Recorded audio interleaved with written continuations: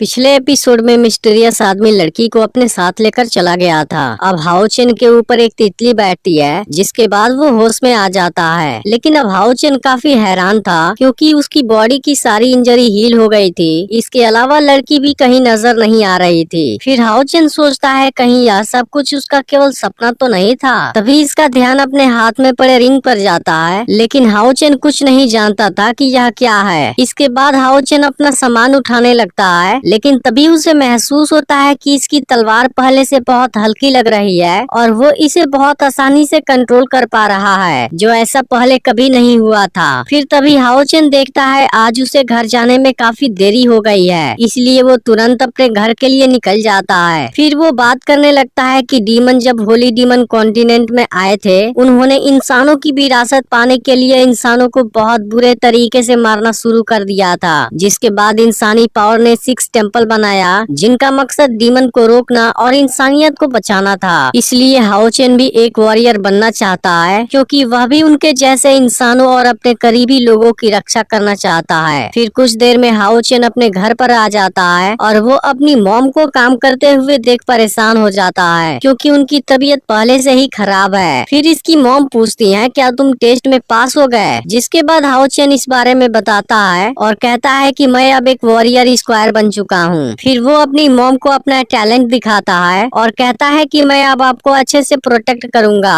और आपको परेशान नहीं होने दूंगा। इस पर इसकी मॉम कहती है तुम तो हमेशा से ही मुझे प्रोटेक्ट करते हो। तब हाओ चेन कहता है लेकिन यह उतना एनफ नहीं है, मुझे तो अभी अपने फादर की हिस्सेदारी भी निभानी है, जिसके लिए मैं और ज्यादा मेहनत करूंगा। तभी फिर से इसकी मॉम की तबीयत बिगड़ने लगती है, जिसके बाद हाओ चेन तुरंत मेडिसिन बनाने चला जाता है, जहाँ वो अपनी मॉम से पूछता है क्या अंत में डीमन गॉड ने वॉरियर को मार दिया था। तभी इसकी मदर बताती है कि नहीं, उस वक्त सभी वॉरियर ने अपनी पूरी कोशिश की थी, लेकिन वो डीमन एम्परर को नहीं रोक पाए थे और डीमन एम्परर ने सभी वॉरियर को बुरी तरह से जख्मी कर दिया था। इसी बीच हाओ चेन मेडिसिन में अपने पास वाला स्पिरिचुअल लिक्विड मिला देता है और पूछता है क्या डीमन एम्परर सच में इतना पावरफुल था। तब इसकी मदर कहती है प्रॉमिस करो कि तुम और भी ज्यादा मेहनत करोगे। इस पर हाओ चेन भी अपनी मदर से जल्दी ठीक हो जाने का प्रॉमिस लेता है। अब रात में हाओ चेन सोने वाला होता है, जिसके दौरान इसे लड़की की याद आने लगती है और इसे उसकी चिंता भी होने लगी थी। इसलिए वो सोचता है कहीं वो मिस्टीरियस आदमी बुरा तो नहीं था, और फिर इसके बाद वो सो जाता है। लेकिन इसकी मदर अभी भी जगी हुई थी और वो बाहर कपड़े सुखा रही थी। लेकिन तभी यहाँ पर वो आदमी आ जाता है जिसे हमने वॉरियर टेम्पल में देखा था। तभी हाओ चेन की मदर को इसकी आहट मिलती है, लेकिन उनको लगता है कि हाओ चेन यहाँ पर आया है। फिर वो जैसे ही इसकी आवाज को सुनती है एकदम से हैरान रह जाती है, क्योंकि असल में यह आदमी इसका हस्बैंड सिंग्यू था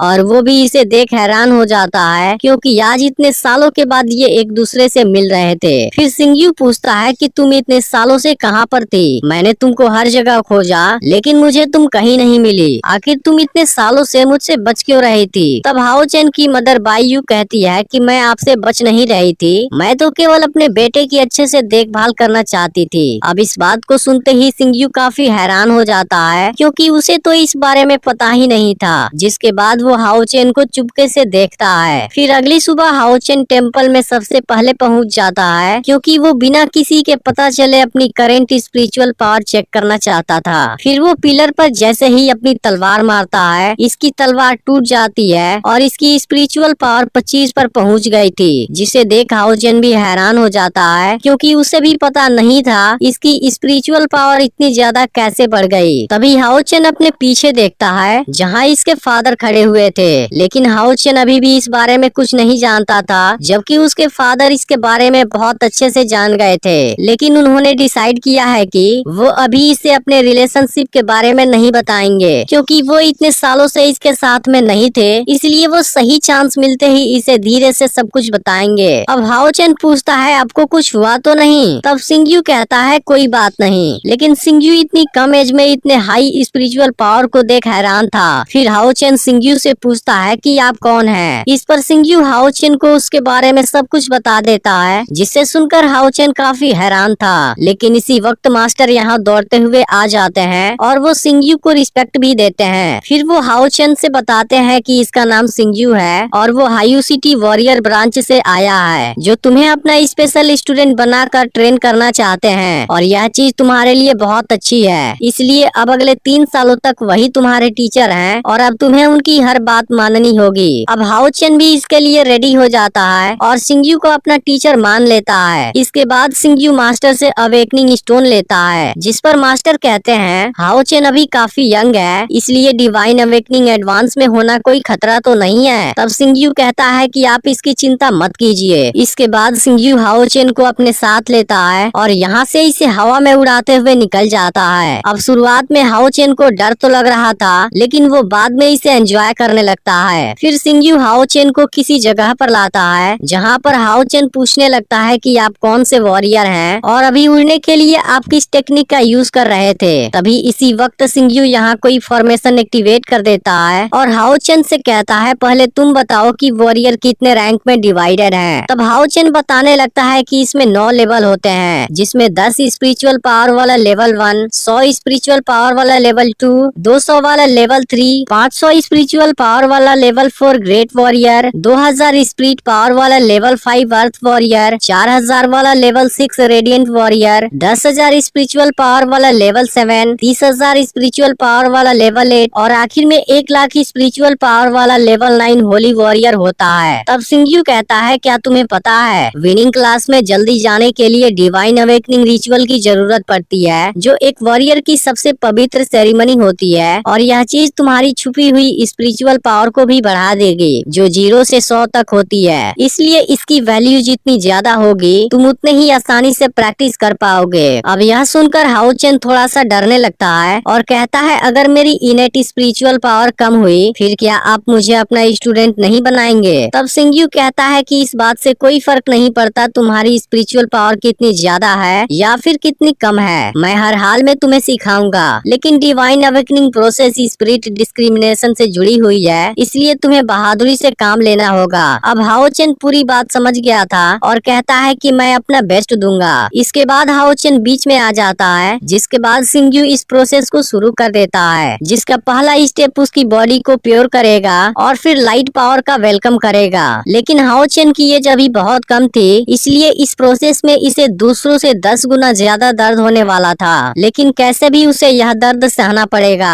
इसके बाद पहला स्टेप शुरू हो जाता है। फिर सिंगयू कहता है कि तुम डरना मत, अगर तुम्हें कुछ भी प्रॉब्लम हुई फिर मैं इसे बीच में रोक दूंगा। लेकिन हाओ चेन को ऐसी कोई भी प्रॉब्लम नहीं हो रही थी। फिर सिंगयू को पता चलता है कि हाओ चेन की बॉडी में कोई भी अशुद्धि नहीं है और इसका 12 राइटनेस भी एक्टिवेट है, जो कि बहुत अच्छी बात थी। इसके बाद सिंगयू मेन स्टेप को शुरू करने जाता है और हाओ चेन से कहता है चाहे कुछ भी हो जाए तुम्हें इसे सहना पड़ेगा और खुद पर यकीन रखना होगा। इसके बाद हाओ चेन एक अजीब सी जगह से गुजरता है और फिर कुछ स्टूडेंट के बीच आकर खड़ा हो जाता है, जहाँ एक मास्टर भी थे और वो सभी को 10 कमांडमेंट्स के बारे में बता रहे थे। वहीं अब हाओ चेन की स्पिरिचुअल पावर धीरे धीरे एक्टिवेट होने लगती है, जो 70 नंबर तक पहुंच गई थी। यह देख सिंगयू कहने लगता है सब कुछ तो ठीक है, लेकिन मुझे नहीं पता यह लड़का कितने ट्रूप्स को रोक पाएगा। फिर काल्पनिक दुनिया के अंदर कोई चीज जाकर गिरती है, जिसके बाद सब वहाँ से गायब हो जाते हैं और अब हाओ चेन यहाँ पर अकेले रह जाता है। फिर हाओ चेन यहाँ पर गिरी हुई चीज की ओर बढ़ने लगता है, जो असल में एक ब्लैक तलवार थी। और इसी के साथ एपिसोड एंड हो जाइएगा। और अगर इसका पिछला पार्ट मिस हो गया हो तब लेफ्ट वाली वीडियो को